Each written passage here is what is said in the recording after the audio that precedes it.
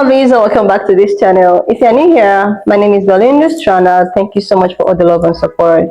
Don't forget to please subscribe to this channel, turn on notifications so that anytime I upload a video, you will be the first person to be notified. And to my returning subscribers, to those people that share my videos and also educate I, you guys are the real MVP. Alright, lovelies, let's dive in into today's video. So lovelies, I came across this video on my For You page on TikTok and I thought to share with you guys where this colored woman is actually out here to set record straight to how, brothers and sisters who are actually delusional. And I was just able to put up her stitch because I felt whatever she was saying, very educating. Guys, I'm just gonna roll it as well as some of other stitches I was able to put together. Please leave me your own thoughts in the comment section and let's dive into it. A few days ago, I posted a video saying white people need to step up and email Heather Stephenson and get the Manitoba landfills searched. And for the most part, a lot of people were on board supporting the cause, and I was very impressed. However, there were quite a few comments that were horrific. So we're gonna go over them so white people can pull their bootstraps up and start doing a bit better. I want to start with "It's not our fault" and "Stop being racist towards white people." There were quite a few people that kind of fell into those categories. And first things first, you can't be racist to white people. Western society was built on a power dynamic that put white people at the top and everyone else underneath. And until the system itself has been decolonized, white people will still be at the top and still benefit, whether or not you see it in your everyday. It doesn't matter. It doesn't matter. It exists and it's the truth. And if that truth triggers you, you have some unpacking to do. Along the lines of "it's not white people's fault," there were quite a lot of people who were trying to justify the fact that we're not searching the landfills by saying those women were sex workers, as if that changes their inherent value as a human being, as if they're not living in a society that is created in such a way that socioeconomic conditions are so unfavorable for Indigenous people that in order to survive, they have to engage in sex work. Like, you have to understand there's a cause and effect for everything when you zoom out. And the thing is, it doesn't matter who did the crime or why the crime happened. The issue is that systematically these crimes are happening against Indigenous women, girls, and Two-Spirit people because the conditions of society have created an environment that permit that kind of crime. White people can go and hurt Indigenous people and a lot of the time either get a lesser punishment or not face accountability at all. And it's specifically because of white society that these conditions are in place. Everything Indigenous people have, they have because they fought tooth and nail to get it back from the people who stole it from them in the first place. White people stole it from them in the first place, then put their government system in place and said, you have to follow our rules now because we're in control now. Indigenous people don't have treaty rights because of the goodness of white people's hearts. They have them because they fought, because they organized, because grassroots organizations rose up and did the hard work it took to protect themselves and protect their futures. So get out of here with that. It's not white people's fault. It is white people's fault. And if that hurts you, again, if that triggers you, if you feel guilt, you should. You should feel guilt because there's accountability that needs to be had. And there should be a little bit of guilt because your ancestors did cause this. That's maybe harsh, but I think it's extremely important that you hear it. If you feel it, go unpack that. Okay? Go do that work. Go do that work. We want you to be part of society. We want you to be here. We love you, but we don't love your racism. We don't like your internalized bigotry. We don't like the covert, quiet, silent discrimination that Canadians do. I also want to clarify, I am specifically talking to white people because it's not my place to talk to people of color and tell them how to do better because they are doing phenomenally. White people are not doing so well. Progress is halted because of white people right now, and if you're not part of the solution, you are part of the problem. Silence, compliance is violence. Next, families should pay for the search, and it's not feasible. It's feasible. We have searched landfills in the past for human remains. We actually have done so fervently. because we understand intrinsically how wrong it is to leave human remains in a landfill when we know they're there and we know that they were victims of horrific crimes and their families deserve justice. These are people. These are human lives. These are human families. These are people who are part of your community. And they deserve it just as much as any other person. If you think that they don't deserve it, you're being racist. And no, their families shouldn't pay for this. Colonial society should pay for this because colonial society is the reason for the crisis. There was a small group of people that were like, I'm white and I care. Good for you. There's no badge. That's the bare minimum. Like, it's not cute saying, I have an Indigenous friend, so I'm not part of the problem. That statement made you part of the problem, okay? The fact that you feel you need to say you're not part of the problem makes you part of the problem. That's something you need to look at. That's a trigger that you need to unpack. I see you. You're doing good. That's awesome. But you don't need an attaboy for being a decent human being. That is the bare minimum. Caring about this is the bare minimum. I'm not gonna attaboy you because you're out in public yelling, I'm not racist. What? If you're not racist, you don't need to say that. If you're not part of the problem, you don't need to be like, I'm not part of the problem. It's not good. It's not a good use of our time or energy or resources or anything, okay? No one's here to pat you on the back and tell you, I know you're a good white person. If you know you're a good white person, then you're fine. Keep living. Keep supporting Indigenous people. Keep supporting all of the causes. Don't center yourself. This isn't about you. You're doing the bare minimum. Again, that's harsh. Like, it's so good that you're part of the cause and you're on board, but you're centering yourself and it's a problem.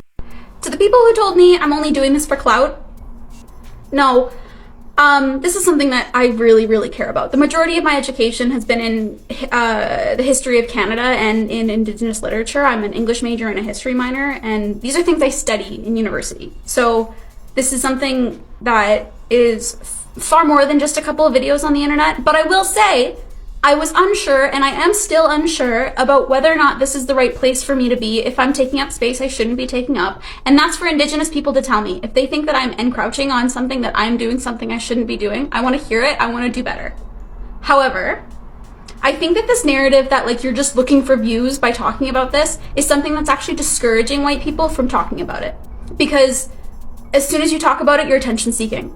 So you can't talk about it because you don't want to be accused of being a white savior, but you want to talk about it because you care and you want to support them, but you can't talk about it. You see how it's like kind of an icky thing? It's stopping people from being able to be actively supporting. See what I'm saying? And look, again, if the white person or the person who's advocating truly is centering themselves in a place that they shouldn't be, then that person should be held accountable and they should learn. If I'm doing it, I should be held accountable and I should learn. But I genuinely believe that I am advocating out of like love and like support. So I don't think that's why I'm here. I'm quite confident that I really, really just think that this is like the worst situation, and it like blows my mind that like most of Canada is just sitting back like, this is normal. Like, what? I think collectively, our country has a lot of healing that it needs to do. And just like every relationship, it's a series of ruptures and repairs. But the thing is, until we can acknowledge and have an honest discourse about the rupture that occurred and is still occurring, we're not going to be able to do the repair work needed for us to move forward. And the problem is white people are just coming in and being like, why can't you just move forward? When we haven't even said sorry yet. Like, we haven't even done what's needed to apologize. We haven't even done what's needed to stop the harm. Of course they can't move on. Like, what is wrong with you? I'm making this video because I am genuinely trying to help. And if you made it this far in the video, thank you so much for your support. I really, really appreciate it. Go email Heather Stephenson and tell her to search the landfills. Have a great day, guys! Like, seriously, lovelies, anytime I see videos like this, I find it super interesting. Like, I like the fact that stuff like this actually comes out from, their own. If it's actually gonna take their own to make them to start thinking out from the box, I think the world might actually be a better place. So oftentimes I have seen, so many of these pan color people coming out to share their own lights. I believe that majority of them announcing what black people has been trying to say, and they are beginning to get fed up with what their own, like, what their impact have actually done to the society. And this is actually making, more of them to come out to actually use their voice, even if, it's not gonna change a thing, even if some people feel that it's not gonna change anything. But I believe that with the continuous of people like this to keep on coming out to educate their own, to try to make them see reasons why it's as if black people complain a lot, or other minority group complains a lot, then I think with the constant doing of this, it might actually, get to a lot of people, and they might actually begin to understand why people need to be treated, equally.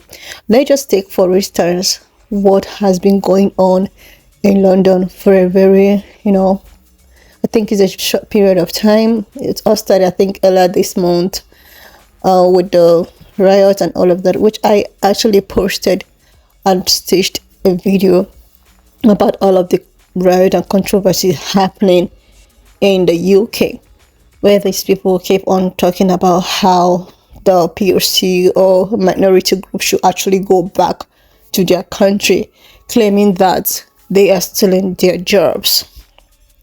You are claiming that these people are stealing their jobs, they have to actually go back to their country, without realizing that you people, will I say maybe your government, were the reason why these people have to leave their own home to come to your home. They went ahead to take over what could have sustained these people that keep on migrating to your own country.